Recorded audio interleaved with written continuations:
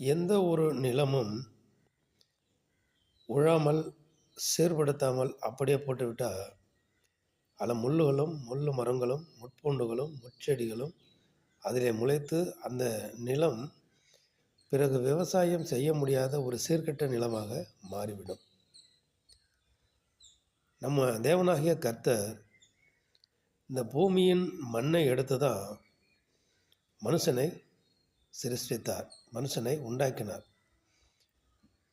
எப்படி இந்த பூமி மண்ணு கொஞ்ச நாள் உழாம சீர்படுத்தாம இருக்கும்போது முட்பூண்டுகளும், முட்செடிகளும் முளைத்து அது சீரில்லாத ஒரு கெட்ட நிலமாய் மாறிடுதோ, அதே போல தான் ஆதாமை இந்த மண் எடுத்து ஆண்டவர் உருவாக்கினார்.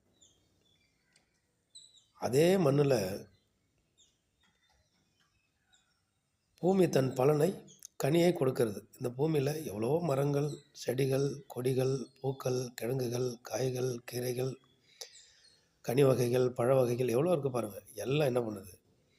இந்த ஒரே மண் நிலப்பரப்புல அந்தந்த வித்துகளை அதிலே ஊன்றுகிற பொழுது, போடுகிற பொழுது, அது என்ன பண்ணுது? முளைத்து தன் பலனை கொடுக்கிறது.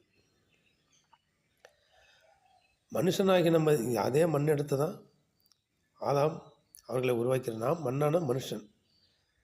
இப்போ அந்த மண்ணுக்குள்ளே இருந்த அதே கிரியைகளும், அதே செயல்களும் கனி கொடுக்கிற அந்த மண்ணுக்குள்ளே இருக்குது. நாமும் அந்த மண்ணு தான்.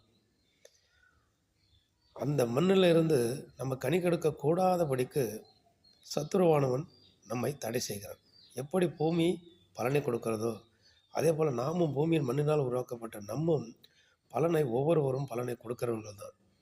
அதை கொடுக்கக்கூடாதபடி பாவம், அக்கிரமம், அநியாயம், பலவிதமான பாவங்கள் முட்களாக, பூண்டுகளாக, விஷப்பூண்டுகளாக, விஷச்செடிகளாக நமக்குள்ளாக, சிந்தைக்குள்ள, நம்ம எண்ணத்துக்குள்ள, நம்ம பேச்சுக்குள்ள, நம்ம நடக்கையில், நம்ம வாழ்க்கையில் முளைச்சி விட்டதுனால நம்ம கர்த்தருக்கு ஏற்ற கனிகளை நம்மளால் கொடுக்க முடியாமல் போயிட்டு, அதே மண்ணினால் உருவாக்கின ஒரு பானையோ, ஒரு செங்கல்லோ அக்னியில் வச்சு சுட்டு அதை எடுத்தால் அந்த கல்லுலேயோ அந்த பானையிலையோ எந்த ஒரு பூண்டோ செடி அதில் முளைக்காது.